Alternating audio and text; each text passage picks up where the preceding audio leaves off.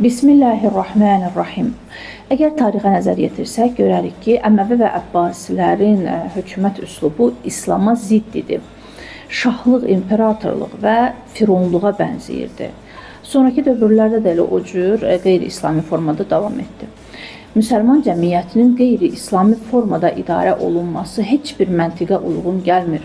Möminlər anlamalıdırlar ki, ağıl, məntiq və din özü də bu vəziyyəti dəyişdirmək üçün qiyam etməyə hökm eləyir.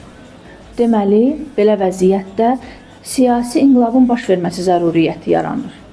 Nə üçün? Bizə bu niyə lazımdır? Birincisi, tağut hökumətinin qarşısını almaq üçün.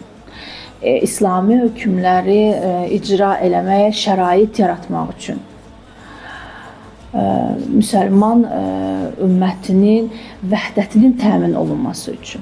Müsəlmanlar, xüsusilə də alimlər məsuliyyət daşıyırlar. İlahi vəzifələri var.